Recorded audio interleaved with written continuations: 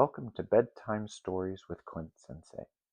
Settle into your blankets, take a deep breath, relax, and let's drift off into a magical tale. If this story helps you relax, please subscribe to the channel so you never miss another story. And for my friends who want to practice English or reading, you can find the lesson version of this story, complete with reading comprehension strategies and vocabulary, linked below. Now, let's begin. Tonight's story is The Emperor's New Clothes by Hans Christian Andersen. Many years ago, there was an emperor who was so excessively fond of new clothes that he spent all his money on them. He cared nothing about his soldiers, nor for the theater, nor for driving in the woods except for the sake of showing off his new clothes. He had a costume for every hour in the day.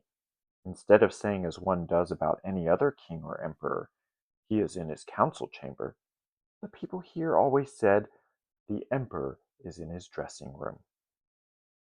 Life was very gay in the great town where he lived. Hosts of strangers came to visit it every day, and among them one day were two swindlers. They gave themselves out as weavers and said that they knew how to weave the most beautiful fabrics imaginable. Not only were the colors and patterns unusually fine, but the clothes that were made of this cloth had the peculiar quality of becoming invisible to every person who was not fit for the office he held, or who was impossibly dull. Those must be splendid clothes, thought the emperor. By wearing them, I should be able to discover which men in my kingdom are unfitted for their posts. I shall distinguish the wise men from the fools. Yes, I certainly must order some of that stuff to be woven for me.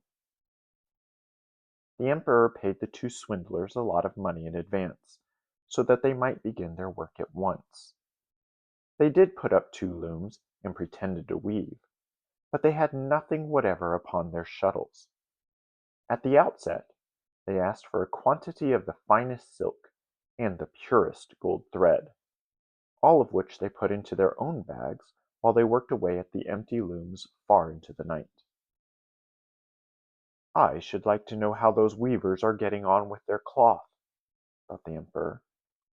But he felt a little queer when he reflected that anyone who was stupid or unfit for his post would not be able to see it. He certainly thought that he need have no fears for himself, but still he thought he would send somebody else first to see how it was getting on. Everybody in the town knew what wonderful power the stuff possessed, and everybody was anxious to see how stupid his neighbor was. "I will send my faithful old minister to the weavers," thought the emperor. "He will be best able to see how the stuff looks, for he is a clever man, and no one fulfills his duties better than he does." So the good old minister went into the room where the two swindlers sat working at the empty loom.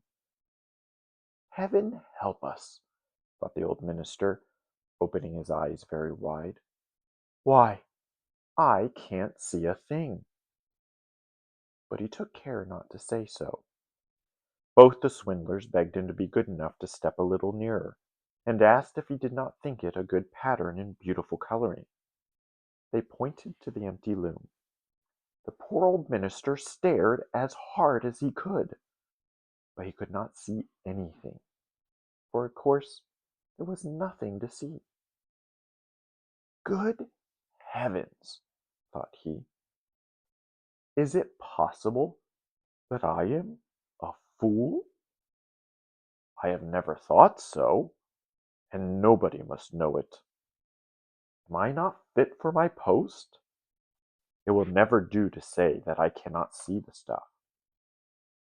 "Well, sir, you don't say anything about the stuff," said the one who was pretending to weave.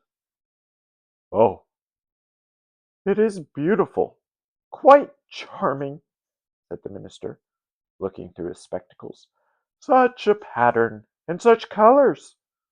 I will certainly tell the emperor that the stuff pleases me very much. "We are delighted to hear you say so," said the swindlers, and then they named all the colors and described the peculiar pattern. The old minister paid great attention to what they said, so as to be able to repeat it when he got home to the emperor. Then the swindlers went on to demand more money, more silk, and more gold to be able to proceed with the weaving. But they put it all into their own pockets. Not a single strand was ever put into the loom, but they went on as before, weaving at the empty loom. The emperor soon sent another faithful official to see how the stuff was getting on, and if it would soon be ready. The same thing happened to him as to the minister. He looked and looked, but as there was only the empty loom, he could see nothing at all. "Is this not a beautiful piece of stuff?" said both the swindlers, showing and explaining the beautiful pattern and colors which were not there to be seen. "I know I am no fool," thought the man, "so it must be that I am unfit for my good post. It is very strange, though. However, one must not let it appear." So he praised the stuff he did not see, and assured them of his delight in the beautiful colors and the originality of the design.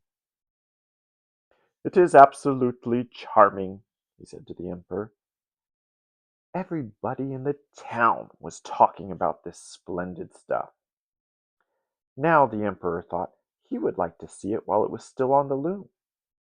So, accompanied by a number of selected courtiers, among whom were the two faithful officials who had already seen the imaginary stuff, he went to visit the crafty impostors, who were working away as hard as ever they could at the empty loom.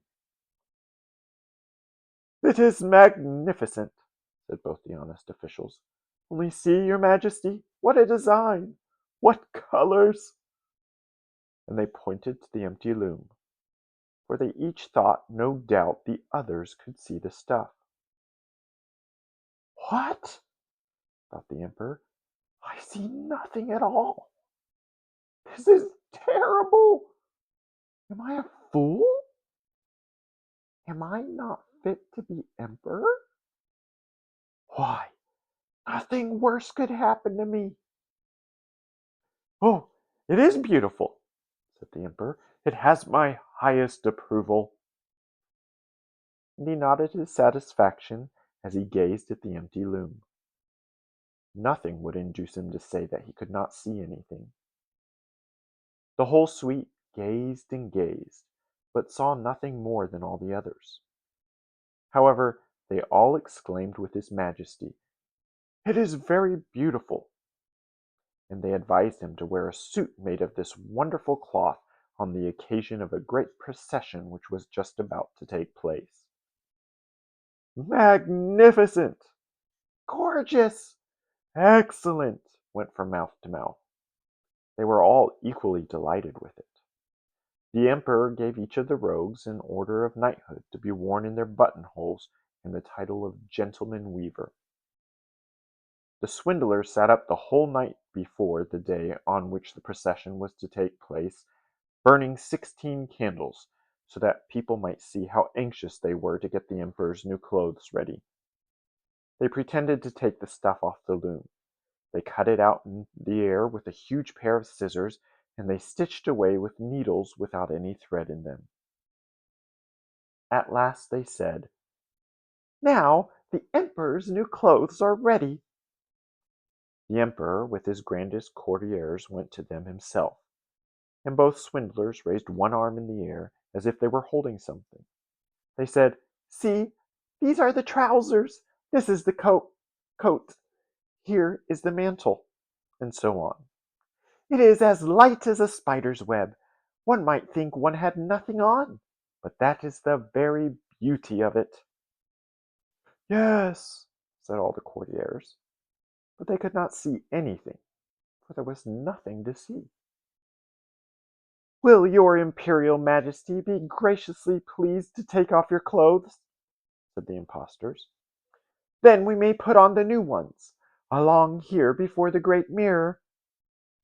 The emperor took off all his clothes, and the impostors pretended to give him one article of dress after the other of the new ones which they had pretended to make. They pretended to fasten something around his waist, and to tie on something. This was the train, and the emperor turned round and round in front of the mirror. "How well his majesty looks in the new clothes! How becoming they are!" cried all the people round. "What a design, and what colors! They are the most gorgeous robes!" "The canopy is waiting outside, which is to be carried over your majesty in the procession," said the master of the ceremonies. "Well, I am quite ready," said the emperor. "Don't the clothes fit well?" Then he turned round again in front of the mirror, so that he should seem to be looking at his grand things. The chamberlains who were to carry the train stooped and pretended to lift it from the ground with both hands, and they walked along with their hands in the air. They dared not let it appear that they could not see anything.